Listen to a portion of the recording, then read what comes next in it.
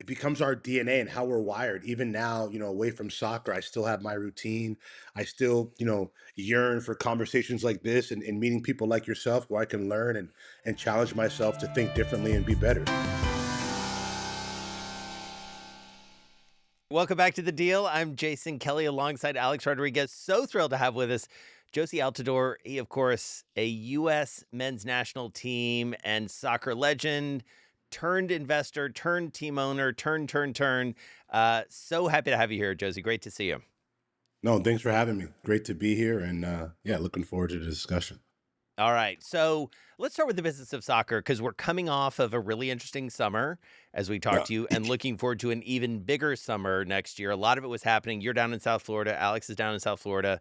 That felt like, despite the fact that the final was up here in my neck of the woods in New York City across the river at MetLife, Miami and South Florida felt like a real epicenter of all this. What was it like? How did it go from your perspective? I thought it was great. I think anytime, the European teams are able to kind of come to the United States and one, showcase, the wonderful talent they have, but two, kind of mesh with the American fan base and the American game. And I think it quite frankly challenges us, on the US side to be better with how we kind of go about our leagues and putting together a product. So I loved it. I loved the fan engagement. I thought some of the matches were terrific, people partying in the streets and I thought the games were entertaining. So I was a big fan of it. Would love to see it again. I really enjoyed seeing some of those European stars, playing in our backyard. I mean, Alex, it definitely caught the imagination. It felt, especially as the tournament went on, it felt like people were paying more and more attention. I don't know if you felt like this, Alex, but my initial impression. I mean, I knew it was coming, and it was like, okay, it's sort of happening, or people showing up. But then, as it sort of built, I felt like especially as Chelsea went further along and ultimately won, like that there was more attention. And I don't know, Alex, how did it hit your radar? Well, 100%. First of all, I think, at least from my point of view, the last 5 years, I've seen soccer explode here in the United States and, domestically. And that particular event near the Hard Rock over there, not too far from here, I saw everybody, even like non soccer fans, were watching. And I thought that was pretty cool. It felt a little bit like the Super Bowl of soccer. But again, I'm a novice at soccer, but that's how it felt down here in South Florida. Well, and the real Super Bowl is coming next summer. I mean, and it's like Super Exactly. Bowl and Super Bowl and Super Bowl. So I guess, Josie, the question we have for you is, are we ready? Like, is this gonna go okay?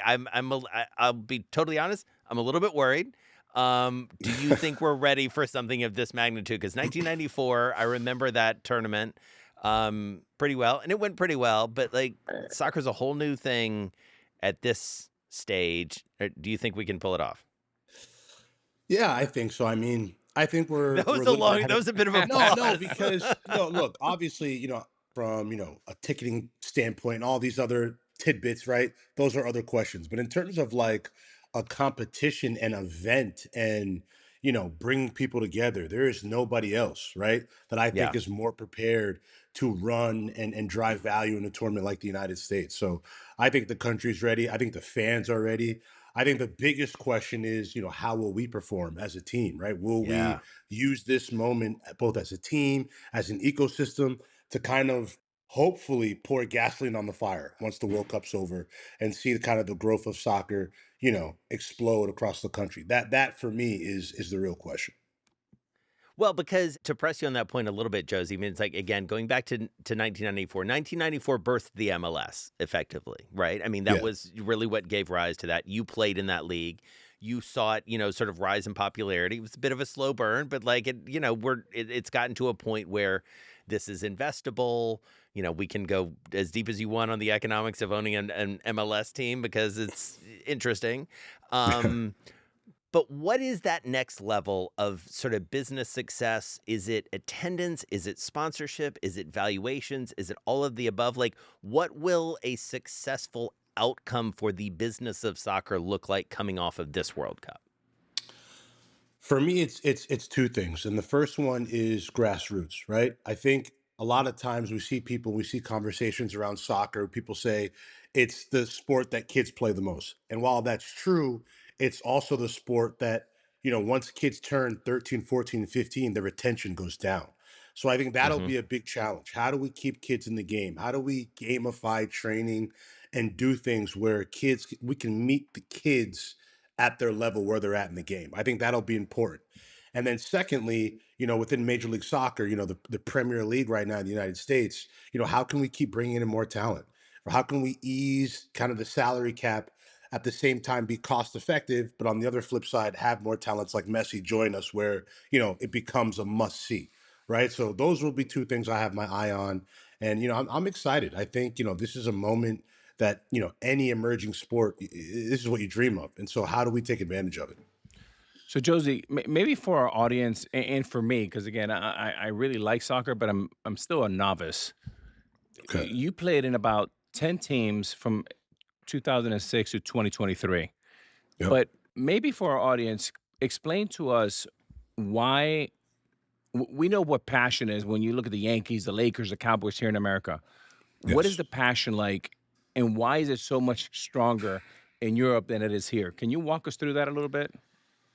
Yeah, I think it's a question people ask all the time, and it's a fair question. I think the passion is there. I think we are a melting pot, right? We are the most diverse country in the world, and I think when you see the Club World Cup, that passion that you're talking about, it was prevalent. It was plain to see for anybody. I think when you look at the European leagues and like your Real Madrid, similar to like the Dallas Cowboys, it's the history. It's the years that these teams have been around, and you mentioned the Cowboys. A lot of people forget to think about like the NFL wasn't always this juggernaut that we see today, right? It went through a lot of growing pains and maybe had some moments where people thought, will it still be here? So, now obviously it's probably the most thriving professional sports league, we have. But that's not to say that MLS and soccer in this country can't get there. It'll take time, and again, it'll take really putting the right infrastructure into the grassroots where we're able to produce our own stars, quite regularly. I think that'll be another challenge that we face there. Well, because effectively, we need more people like you to choose soccer, right? I mean, like Yeah. we need, Yeah. Yep. we need to make sure that like the Josies of the world choose soccer rather than basketball or lacrosse or any of these other emerging sports. On a recent episode of this show, we talked with Greg Olson, and he's doing a lot around the youth game, as you probably know. Alex has looked at this. I've done a lot of reporting about it. What do you think about the sort of youth sports landscape? I know I don't know if that's a place you've invested in, but I wonder, putting on your hat from sort of a business lens, but also a former athlete's perspective, like what do you make of the sort of grassroots from a business perspective? I think it's interesting. I mean, I think we've all seen now, coming from an overhead view, kind of the youth entities that are, kind of being pushed by the different PE firms. We're seeing a lot of, youth leagues receive investment. And I'm a fan of it. Again, I think it has to be focused on meeting kids where they're at, giving them an Hmm. opportunity that they kind of won't see in the team setting. And personally, it means a lot to me. Like I'm personally invested in child and youth training. I run a soccer tech training facility called Sogility, and our prime focus is to gamify training and focus on that retention from ages 6 to 18. So, I'm a big believer that when you're able to make it fun for each and every kid, not just the very good ones, you're able to produce talents that maybe go on to play professionally, but also stay in the game, right? Be the media, the culture that makes the game great. So I'm a big believer that that starts at the youth level and, meeting kids where they're at. Josie, I'm obsessed with process over results. And Yes. when I played baseball, I mean, I just loved the work ethic so much. So even more so than the game. I just love being prepared. But you attended IMG here in Bradenton, Florida. How Yeah. instrumental was that for you in your development for your career? It's a great question, and it's a funny one because like I find myself now, I'm 35, turned 36 in November, and I have this addiction of working. I have this addiction of meeting people, of learning.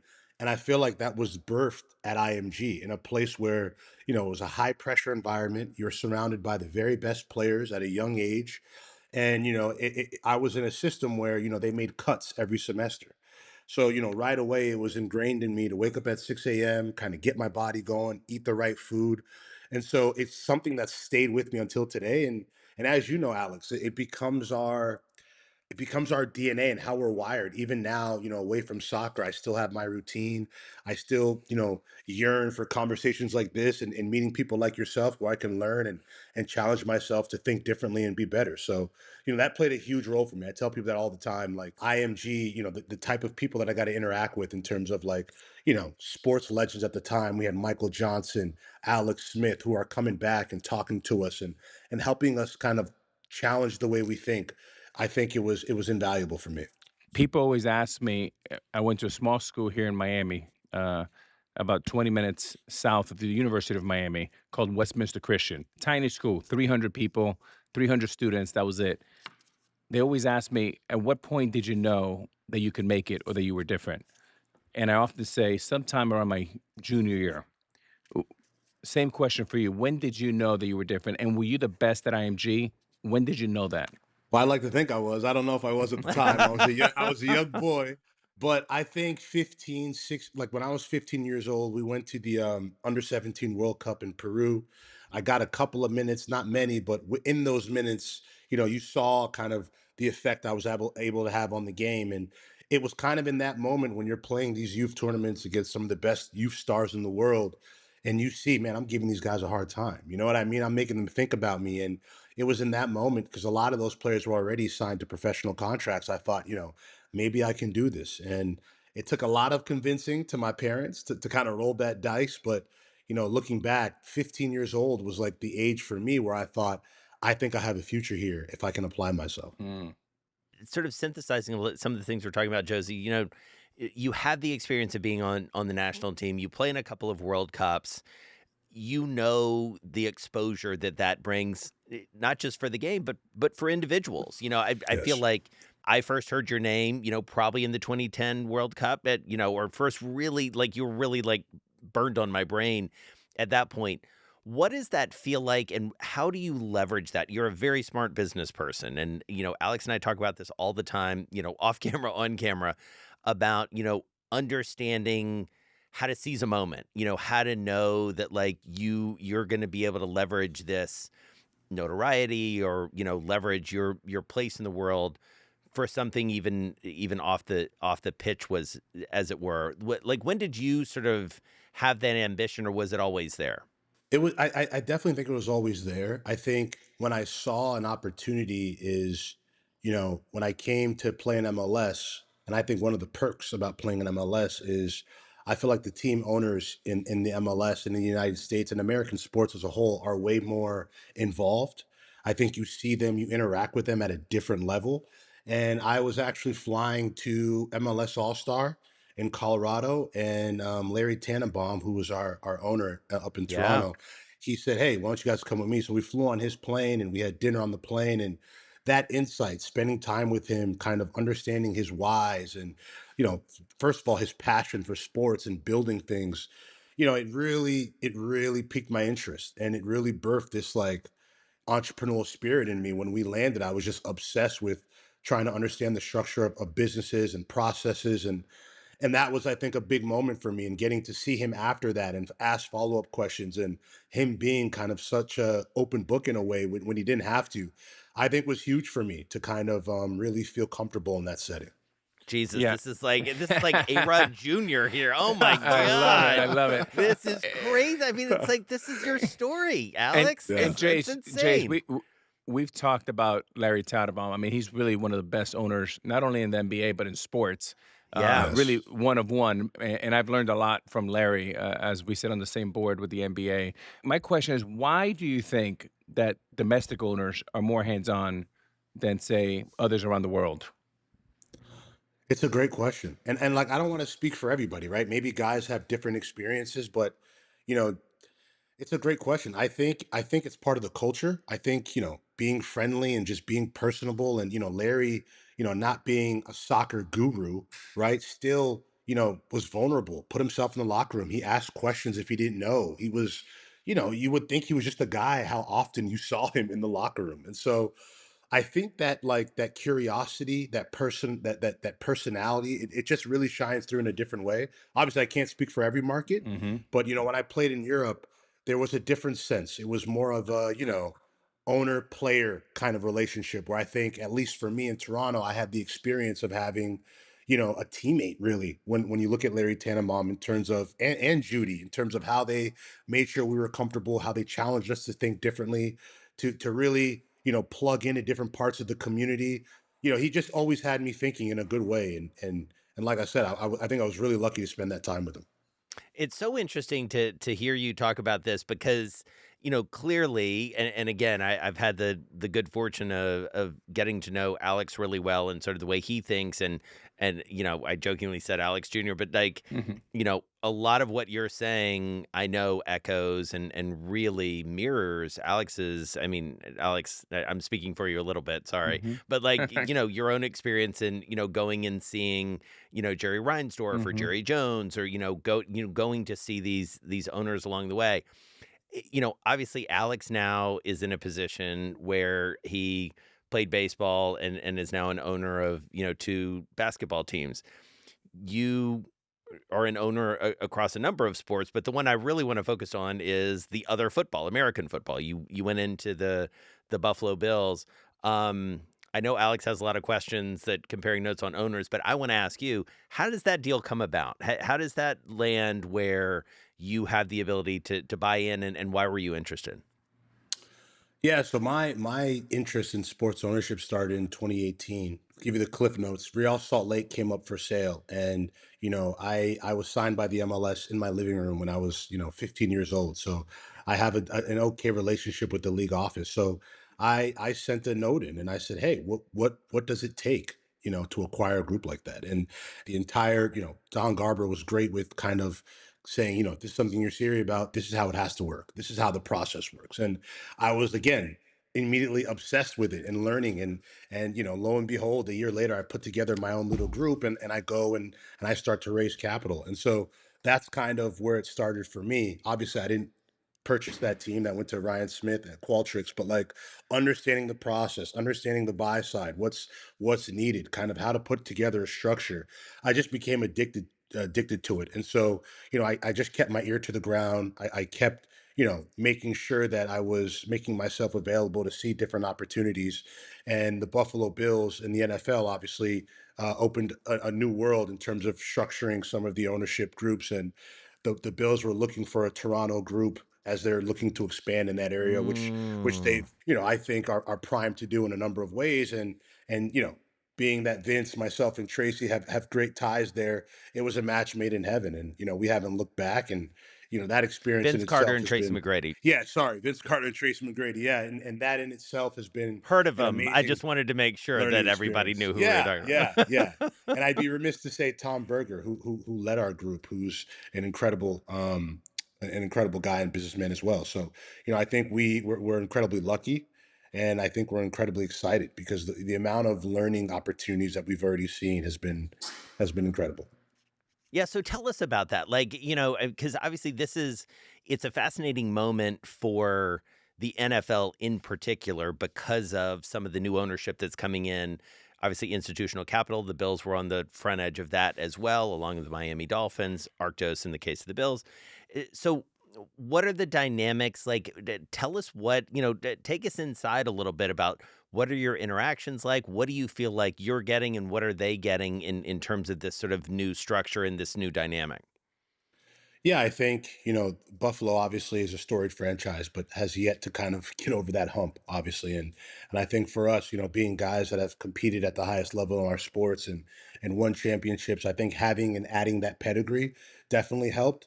And then again, looking at, that footprint in Northern Ontario and the massive fan base that is in Toronto for the Buffalo Bills, I think played a huge part. And naturally for us, being kind of staples in that community, how can we, in good, smart ways, kind of, blend the two? And it's been so fun doing that. And already we're seeing kind of the fruits of that. And all of this to build a culture, to continue to build a community, and hopefully win a Super Bowl, right? That's the end game.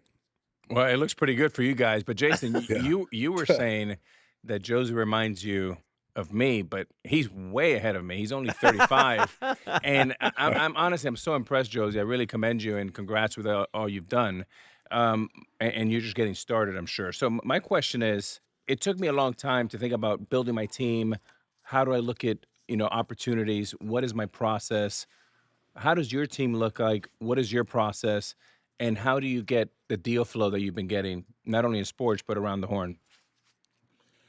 That's a great question. I think that the biggest part for the deal flow for me was rewiring kind of who I am, and how I approach conversation. And that was kind of difficult at first because you get on a call and you expect people to kind of know you, but as you know, Alex, they still want that introduction. And so I think being comfortable with kind of relearning, and re-earning respect of people by making myself available, traveling to different functions, going to school, getting my bachelor's degree, and kind of just you know forgetting one life, and being humble while entering another. I think that was a huge benefit of mine, and I was able to kind of network and find myself in places where I'm now getting deals that I'm passionate about but could potentially have major upside. So reworking and kind of relearning how to communicate with people, and meeting people where they were at in the business world and respecting what they've done, I think it goes a long way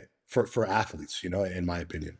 So, Josie, interesting to think about your portfolio, and there are some familiar names that pop up when I look at teams or leagues. Teams in the case of Bay FC. Brandy Chastain's been a guest on this show, and obviously the women's sports movement and women's soccer specifically is so fascinating. But one that I wanted to talk about that sort of drew my eye was TGL. Obviously, it's sort of based near where you are. I had a chance to go to one of the matches toward the end of this inaugural season. Alex and I are both. He's better than I am, but we're both aspiring golfers, shall we say? Um, how does that deal come to you, and what's attractive? Because it has attracted some unbelievable names like yourself into a very new and pretty ambitious concept. Yeah, I mean that one was an exciting one. I'm down the street. I'm in Boca Raton. The stadium there is in Palm Beach, and so I got that opportunity through a mutual friend, um, who reconnected me to an old friend, to be quite honest, that I've known for a number of years, and who let me in on the project in terms of what he's working on. At the time, it was a guy, Joey Brander and Mike McCauley, and Yeah. I kind of understood what they were trying to build. And right away, the timing couldn't have been better because I myself am an aspiring golfer, so I just bought some clubs, and I had probably only played twice, but I already had this itch. I hit one ball straight and I was like, I got to do this more. And so, yeah, it's so humbling, right? Like, Ugh.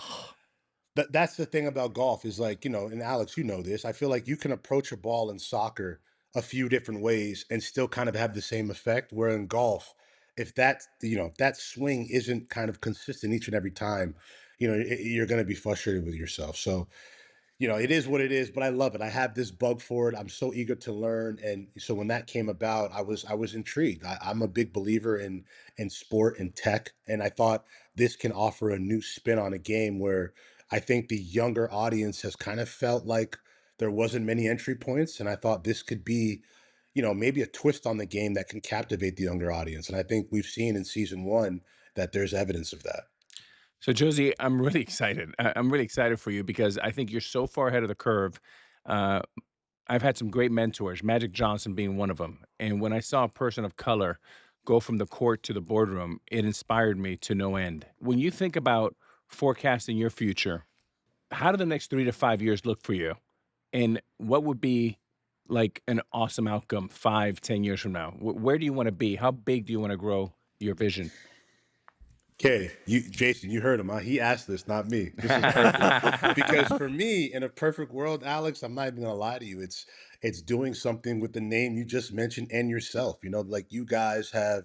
I've followed both of you for a number of years from your journeys from, the diamond or the court to where you are now, and the discipline, the way you've applied yourself, your learning. So in a perfect world, it's to be next to guys like you, hopefully in a number of ventures, and then not only that, but also kind of, I think laying an even clearer blueprint for the guys behind us and creating an ecosystem that, is able to go from strength to strength. Because I think there's a lot of guys, even younger than me that are so dialed in, right, with what they're doing. And if there's a way to connect kind of the dots, I think that would be amazing. But in a perfect world, 3 to 5 years, me, you, and Magic are doing a project. I don't know what it is, but we're doing something that has a great ripple effect for years to come. That'd be amazing. I love it, Jace. We're putting it into the universe.